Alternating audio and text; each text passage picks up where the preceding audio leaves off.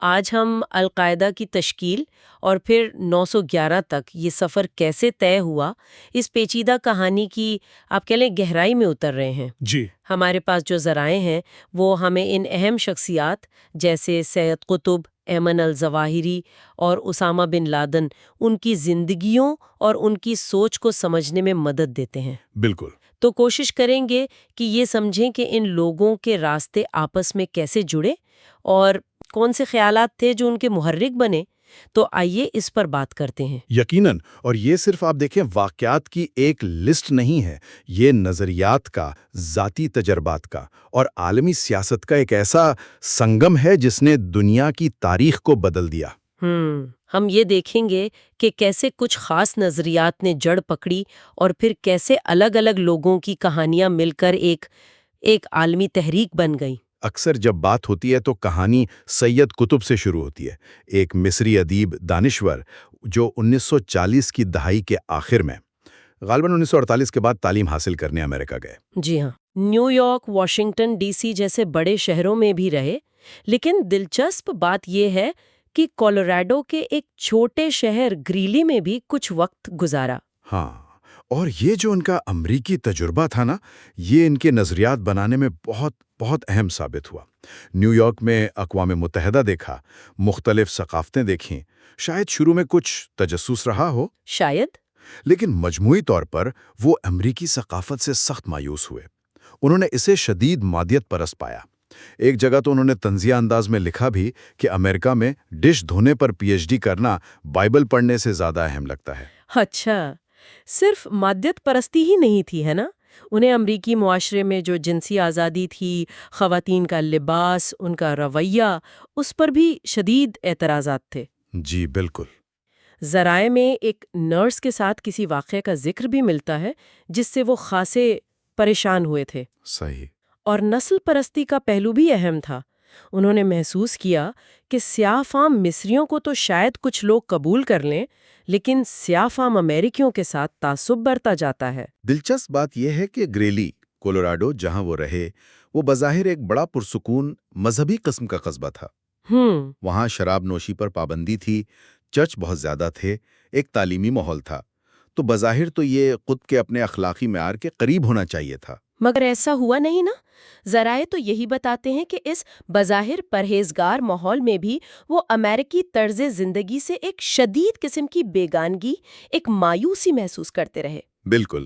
تو کلیدی نقطہ یہ بنا کہ امریکہ کا تجربہ، چاہے وہ نیو یارک کی چکا چوند ہو یا گریلی کی سادگی، اس نے قطب کو مغرب کے روحانی کھوکھلے پن اور اخلاقی گراوٹ کا قائل کر دیا۔ بالکل۔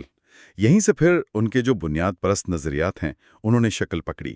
انہوں نے مغرب کو، خاص طور پر امریکہ کو، جاہلیت کا نمونہ قرار دیا۔ جاہلیت یعنی اسلام سے پہلے کا دور؟ جی، یہ وہ اصطلاح ہے جو گمراہی اور لا علمی کے لیے استعمال ہوتی ہے۔ قطب کے نزدیک جدیدیت یعنی سیکولرزم، جمہوریت، انفرادیت، یہ سب چیزیں اسلام کی روح سے پوری طرح ٹکراتی تھیں۔ ان کا مرکزی مسئلہ ہی جدیدیت مقابلہ اسلام تھا۔ اور ان کا حل کیا تھا پھر؟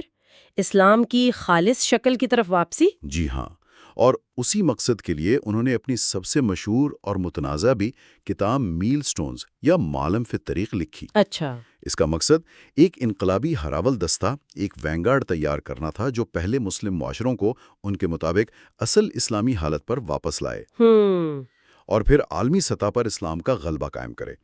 انہوں نے واضح طور پر کہا کہ جو حکومتیں اسلامی شریعت نافذ نہیں کرتی وہ مرتد ہیں، اور ان کے خلاف جہاد یعنی مسلح جد و جہد وہ جائز ہے۔ یہ تو ایک بہت بڑا، آپ کہیں، نظریاتی چھلانگ تھی۔ امریکہ میں اس وقت کمیونزم کا خوف بھی بہت تھا، اور خود بھی مذہبی بنیادوں پر کمیونزم کے مخالف تھے، لیکن ان کے لیے امریکہ کا اصل مذہب تو مادیت پرستی ہی تھا۔ درست۔ اور یہی نظریات جو امریکہ میں پختہ ہوئے، بعد میں مصر کی جیلوں میں تشدد اور قید کے دوران اور زیادہ شدید ہو گئے، اور پھر ان کے بھائی محمد قطب ان کے ذریعے اگلی نسل تک پہنچے، خاص کر ان لوگوں تک جو بعد میں القاعدہ کا حصہ بنے۔ سید قطب نے وہ نظریاتی زمین تیار کی، لیکن ان نظریات کو عملی شکل دینے میں ایک اور اہم کردار ایمن ظواہری کا ہے۔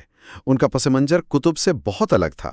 ہاں، الظواہری تو قاہرہ کے بہت ہی مراد یافتہ پڑھے لکھے گھرانے سے کے والد فارماسولوجی کے پروفیسر تھے، نانا ایک مشہور سفیر، خود الظواہری بہت ذہین طالب علم تھے، سرجن بنے۔ جی، ان کی پرورش قاہرہ کے پوش علاقے مایادی میں ہوئی۔ لیکن اس مراد یافتہ پس منظر کے باوجود وہ کم عمر سے ہی مذہبی شدت پسندی کی طرف مائل نظر آتے ہیں۔ کہا جاتا ہے کہ سید قطب کے چھوٹے بھائی محمد قطب، جو ان کے استاد بھی رہے، اچھا، اور سید قطب کی تحریریں ان سے وہ متاثر ہوئے۔ یونیورسٹی میں وہ اسلامک گروپ الجماعت الاسلامیہ میں شامل ہو گئے۔ یہ وہ وقت تھا جب صدر سادات کی حکومت خوب ان اسلام پسند گروہوں کو بائیں بازو کے طلباء کے خلاف استعمال بھی کر رہی تھی۔ الظواہری کی زندگی میں اصل موڑ تو 1981 میں آیا، صدر سادات کے قتل کے بعد، ہے نا؟ جی بالکل۔ اگرچہ وہ براہ راست قتل کی سازش میں شامل نہیں تھے، لیکن انہیں سینکڑوں دوسرے اسلام پسندوں کے ساتھ گرفتار کر لیا گیا۔ مقدمے کے دوران اپنی انگریزی کی وجہ سے وہ دوسرے ملزمان کے ترجمان بھی بن گئے۔ اور جیل کا تجربہ ان کے لیے اور بہت سے دوسرے اسلام پسندوں کے لیے بھی ایک فیصلہ کن موڑ ثابت ہوا۔ ان پر اور دوسرے قیدیوں پر شدید تشدد کے الزامات ہیں۔ الظواہری نے خود یہ کہا کہ موت تشدد سے زیادہ رحم دل ہے۔ یہ تجربہ یقیناً ان کی شخصیت اور نظریات پر بہت گہرا اثر چھوڑ گیا ہوگا۔ یقین ہے۔ کئی تجزیہ کار یہ بات کرتے ہیں کہ مصری جیلوں میں ہونے والا یہ مبینہ تشدد بعد میں جو اسلام پسند تحریکوں میں بے رحمی اور بربریت نظر آئی، اس کی ایک بڑی وجہ بنا۔ کیا ذرائع اس تعلق کو براہ راست جوڑتے ہیں یا اسے کئی عوامل میں سے ایک کہتے ہیں؟ ذرائع عام طور پر اسے ایک اہم عنصر کے طور پر پیش کرتے ہیں۔ یہ کہنا مشکل ہے کہ یہ واحد وجہ تھی، لیکن جیل کا تجربہ، خاص طور پر تشدد اور تذلیل، نے الظواہری جیسے لوگوں کی سوچ کو مزید سخت گیر بنا دیا اور ریاست کے خلاف نفرت کو بہت گہرا کر دیا۔ صحیح۔ جیل سے رہائی کے بعد انہوں نے دیکھا کہ مصر کے حالات ان کے لیے مزید تنگ ہو گئے ہیں، اور بالآخر وہ پشاور چلے گئے، جہاں افغان جہاد میں وہ طبی خدمات انجام دینے لگے۔ اور یہیں پشاور میں ان کا رابطہ اسامہ بن لادن سے قائم ہوا۔ جی ہاں۔ اور یہاں کہانی کا تیسرا اہم کردار سامنے آتا ہے، اسامہ بن لادن۔ ان کا پس منظر تو الظواہری سے بھی بالکل مختلف تھا، ہے نا؟ دولت، خاندانی اثر و رسوخ۔ بالکل۔ ان کے والد محمد بن لادن یمن سے ایک غریب مزدور کے طور پر سعودی عرب آئے تھے، لیکن اپنی محنت، ایمانداری اور کاروباری ذہانت سے وہ مشرق وسطیٰ کی سب سے بڑی تعمیراتی کمپنیوں میں سے ایک سعودی بن لادن گروپ کے مالک بن گئے۔ اچھا۔ انہوں نے سعودی شاہی خاندان کا اعتماد حاصل کیا اور مملکت میں کئی بڑی شاہراہیں اور مقدس مقامات جیسے مسجد الحرام، مسجد نبوی، یہاں تک کہ یروشلم میں مسجد اقصیٰ کی توسیع کے منصوبوں پر بھی کام کیا۔ زبردست۔ اسامہ بن لادن 1958 میں پیدا ہوئے اور ان کی پرورش جدہ میں ہوئی۔ اگرچہ خاندان بے انتہا امیر تھا، لیکن والد نے نسبتاً سادہ طرز زندگی اپنائے رکھا۔ اسامہ کے والدین میں جلد ہی علیحدگی ہو گئی تھی۔ انہوں نے جدہ کے اچھے اسکولوں میں تعلیم حاصل کی اور پھر کنگ عبدالعزیز یونیورسٹی میں داخلہ لیا، لیکن اپنی ڈگری مکمل نہیں کی۔ جوانی سے ہی ان میں مذہبی رجحان غالب تھا۔ وہ سادگی پسند تھے اور دولت کے اظہار کو ناپسند کرتے تھے۔ یونیورسٹی کے زمانے میں ان کی زندگی میں دو شخصیات بہت اہم ثابت ہوئیں۔ ایک تو وہی سید قطب کے بھائی محمد قطب، جو مصر سے آ کر وہاں پڑھا رہے تھے۔ دوسرے تھے عبداللہ عزام۔ عبداللہ عزام، فلسطینی عالم جنہیں اکثر جہاد کا باپ بھی کہا جاتا ہے۔ جی ہاں، عزام ایک کرشماتی شخصیت تھے، جنگجو عالم دین۔ ان کا نعرہ تھا جہاد اور صرف رائفل۔ انہوں نے دنیا بھر سے نوجوان مسلمانوں کو سوویت یونین کے خلاف افغان جہاد میں شرکت کی ترغیب دی۔ 1979 میں افغانستان پر سوویت حملہ اسامہ بن لادن کے لیے ایک فیصلہ کن لمحہ تھا۔ عزام کی ترغیب پر وہ پشاور پہنچے۔ اور بن لادن صرف مالی مدد نہیں کر رہے تھے، وہ خود بھی لڑے۔ نہیں، وہ خود بھی میدان میں اترے۔ انہوں نے عزام کے ساتھ مل کر پشاور میں مکتب الخدمات یعنی سروسز بیورو قائم کیا، جو غیر ملکی جنگجوؤں کی افغانستان آمد اور تربیت کا انتظام کرتا تھا۔ اچھا۔ انہوں نے بھاری مشینری افغانستان پہنچائی اور خود بھی کئی لڑائیوں میں حصہ لیا، جیسے جاجی کی مشہور لڑائی۔ انہوں نے اپنا ذاتی ٹریننگ کیمپ الماسودہ یعنی شیروں کی کچھار، لائنز ڈین بھی قائم کیا۔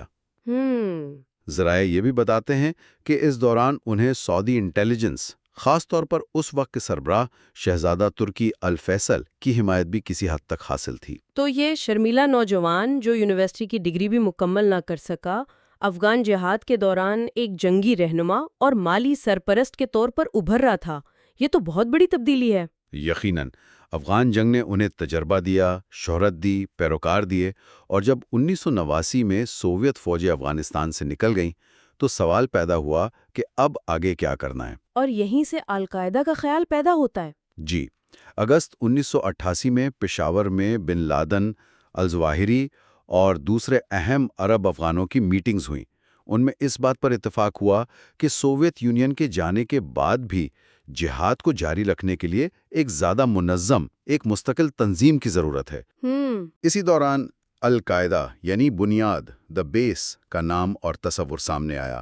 مقصد تھا تربیت یافتہ جنگجوؤں کا ایک نیٹ ورک بنانا جو مستقبل کے جہادی محاذوں کے لیے دستیاب ہوں۔ اس کا ایک باقاعدہ ڈھانچہ بھی بنایا گیا جس میں فوجی، سیاسی، اطلاعاتی اور مالیاتی کمیٹیاں شامل تھیں۔ اور اس نئی تنظیم کی نظریاتی بنیاد میں مصری اسلام پسندوں، خاص طور پر الظواہری اور ان کی تنظیم الجہاد کا کیا کردار تھا؟ ذرائع یہ بھی بتاتے ہیں کہ وہ اپنے ساتھ ایک انتہائی متنازع نظریہ لائے تھے، تکفیر کا نظریہ۔ یہ بہت اہم نقطہ ہے۔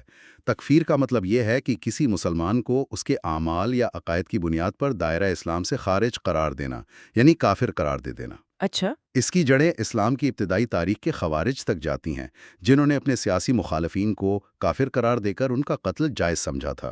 جدید دور میں مصر میں شکری مصطفیٰ نامی شخص کے تکفیر و الہجرہ گروپ نے اسے دوبارہ زندہ کیا، اور اسی نظریے کو استعمال کرتے ہوئے صدر سادات کے قتل کا جواز بھی پیدا کیا گیا۔ لیکن یہ نظریہ تو قرآن کی واضح تعلیمات سے ٹکراتا ہے نا، جو ناحق انسانی جان لینے، خصوصاً کسی مسلمان کو قتل کرنے سے سختی سے منع کرتا ہے۔ بالکل، یہ مرکزی دھارے کے اسلامی علماء کے نزدیک ایک گمراہ کن اور خطرناک نظریہ ہے۔ لیکن تکفیری گروہ وہ سید قطب کی تحریروں کی اپنی تشریح استعمال کرتے ہیں۔ قطب نے لکھا تھا کہ جو حکمران اللہ کے نازل کردہ شریعت کے مطابق فیصلے نہیں کرتے وہ کافر ہیں۔ تکفیریوں نے اس بات کو اور آگے بڑھایا اور یہ نتیجہ نکالا کہ ایسے حکمران اور ان کی حمایت کرنے والے عوام وہ مرتد ہیں اور ان کا قتل جائز ہے۔ اور یہی نظریہ پھر القاعدہ کی حکمت عملی کا حصہ بنا، جس نے نہ صرف مغرب بلکہ خود مسلمان حکومتوں اور عوام کو بھی نشانہ بنانے کا راستہ کھول دیا۔ افسوس کی بات ہے، لیکن ہاں، اس نظریے نے القاعدہ کو اپنا دائرہ کار بہت وسیع کرنے اور ان تمام لوگوں کو دشمن قرار دینے کا جواز فراہم کیا جو ان کے تنگ نظریاتی فریم ورک میں فٹ نہیں بیٹھتے تھے، چاہے وہ مسلمان ہی کیوں نہ ہو۔ افغانستان میں سوویت یونین کے جانے کے بعد تو خانہ جنگی شروع ہو گئی تھی۔ اس صورتحال میں بن لادن اور القاعدہ کے لوگ کہاں گئے؟ وہ ایک نئی پناہ گاہ کی تلاش میں تھے، اور یہ انہیں ملی سوڈان میں، جہاں 1989 میں حسن الترابی کی قیادت میں ایک اسلام پسند حکومت قائم ہوئی تھی۔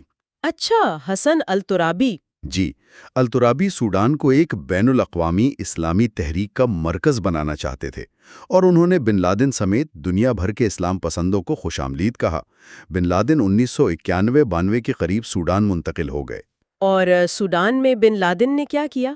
کیا القاعدہ کی سرگرمیاں وہاں بھی جاری رہیں؟ بن لادن نے سوڈان میں بڑے پیمانے پر سرمایہ کاری کی، زرعی فارمز خریدے، سڑکیں بنائیں، درآمدی برآمدی کمپنیاں قائم کیں۔ وہ خرطوم کے ریاض محلے میں ایک بڑے گھر میں رہتے تھے، مہمان نوازی کرتے تھے، لیکن ذاتی زندگی سادگی سے گزارتے تھے۔ دلچسپ بات یہ ہے کہ ذرائع بتاتے ہیں کہ بن لادن ذاتی طور پر الترابی کو زیادہ پسند نہیں کرتے تھے، انہیں موقع پرست سمجھتے تھے۔ اچھا۔ اور الترابی کے جو نسبتاً جدیدیت پسند اسلامی خیالات تھے، جیسے شیعہ سنی اتحاد کی باتیں، وہ انہیں ناپسند تھیں۔ لیکن سوڈان کا دور القاعدہ کے سمت بدلنے میں اہم ثابت ہوا، خاص طور پر امریکہ کے حوالے سے، ہے نا؟ جی بالکل۔ 1990 میں جب عراق نے کویت پر حملہ کیا اور سعودی عرب نے اپنی حفاظت کے لیے امریکی فوجوں کو بلا لیا تو بن لادن شدید غصے میں آئے۔ ان کے نزدیک یہ حرمین شریفین کی سرزمین کی بے حرمتی تھی۔ انہوں نے سعودی شاہی خاندان کو پیشکش بھی کی کہ وہ امریکیوں کی بجائے اپنے افغان تجربہ کار مجاہدین کے ذریعے ملک کا دفاع کریں گے، لیکن اس پیشکش کو مسترد کر دیا گیا۔ اور یہیں سے پھر امریکہ ان کا مرکزی ہدف بن گیا۔ یہی وہ موڑ لگتا ہے۔ پہلے انہوں نے امریکہ کے خلاف اقتصادی جنگ اور امریکی مصنوعات کے بائیکاٹ کی بات کی۔ پھر عملی اقدامات شروع ہوئے۔ دسمبر 1992 میں یمن کے شہر عدن میں امریکی فوجیوں پر ایک بم حملہ ہوا، اچھا۔ جسے اکثر القاعدہ کی پہلی براہ راست کارروائی سمجھا جاتا ہے۔ پھر فروری 1993 میں رمزی یوسف نے نیو یارک میں ورلڈ ٹریڈ سینٹر پر بم حملہ کیا۔ اگرچہ اس وقت رمزی یوسف کا براہ راست القاعدہ سے تعلق واضح نہیں تھا، لیکن نظریاتی ہم آہنگی اور بعد کے روابط ضرور سامنے آئے۔ لیکن سوڈان میں ان کا قیام زیادہ عرصہ نہ چل سکا۔ امریکہ، مصر اور سعودی عرب کی طرف سے سوڈانی حکومت پر شدید دباؤ تھا کہ وہ بن لادن کو نکالیں۔ جی ہاں، بالآخر 1996 میں سوڈانی حکومت نے بن لادن سے ملک چھوڑنے کو کہا۔ وہ سوڈان ایک امیر کاروباری کے طور پر آئے تھے، لیکن جاتے ہوئے مالی طور پر کافی کمزور ہو چکے تھے۔ ان کی سعودی شہریت بھی 1994 میں منسوخ کی جا چکی تھی۔ تو اب ان کے پاس جانے کے لیے ایک ہی جگہ بچی تھی، افغانستان، جہاں اب طالبان اقتدار میں آ چکے تھے۔ یہ تو گویا بن لادن کے لیے ایک نئی شروعات تھی، لیکن شاید کمزور حالت میں۔ بالکل۔ مئی 1996 میں جب وہ جلال آباد اترے تو ان کے پاس گنتی کے چند ساتھی تھے اور وسائل بھی محدود تھے۔ طالبان نے بھی شروع میں ہچکچاہٹ دکھائی، وہ سعودی عرب کو ناراض نہیں کرنا چاہتے تھے۔ لیکن پھر بن لادن میں طالبان کے سپریم لیڈر ملا محمد عمر سے ذاتی رابطہ قائم کیا، ان کی بیعت کی اور ان کے مہمان بن گئے۔ یہ بن لادن کے کیریئر کا شاید سب سے نچلا نقطہ لگتا تھا۔ وہ تقریباً تنہا اور بے یار و مددگار تھے۔ انہوں نے خود اپنی اس حالت کو پیغمبر اسلام صلی اللہ علیہ وسلم کی مکہ سے مدینہ ہجرت سے تشبیہ دی۔ لیکن اسی بظاہر کمزوری کے دور سے القاعدہ نے عالمی سطح پر اپنی پہچان بنائی۔ یہ عجیب بات ہے نا؟ یہی تاریخ کا ایک عجیب پہلو ہے۔ افغانستان واپس آ کر بن لادن نے پہلے سے کہیں زیادہ بلند آواز میں امریکہ کے خلاف جہاد کا اعلان کیا۔ اگست 1996 میں انہوں نے جزیرہ نما عرب پر قابض امریکیوں کے خلاف جہاد کا اعلان جاری کیا، جو خاص طور پر سعودی عرب میں امریکی فوجیوں کی موجودگی کے خلاف تھا۔ اور پھر 1998 کا وہ مشہور فتویٰ آیا؟ جی، فروری 1998 میں بن لادن میں کئی دوسرے شدت پسند رہنماؤں کے ساتھ مل کر یہودیوں اور صلیبیوں کے خلاف جہاد کے لیے عالمی اسلامی محاذ کے نام سے ایک نیا اتحاد قائم کیا اور ایک فتویٰ جاری کیا۔ اس میں کون کون شامل تھے؟ اس میں ایمن الظواہری، الجہاد، مصری تنظیم گماع الاسلامیہ کے رہنما رفاعی طہا اور پاکستان اور بنگلہ دیش کے کچھ گروہوں کے رہنما بھی شامل تھے۔ اس فتوے کا مرکزی نقطہ کیا تھا؟ اس میں بنیادی طور پر 3 مطالبات دہرائے گئے۔ امریکی فوج سعودی عرب سے نکلیں، عراق پر پابندیاں ختم ہوں اور امریکہ اسرائیل کی حمایت بند کرے۔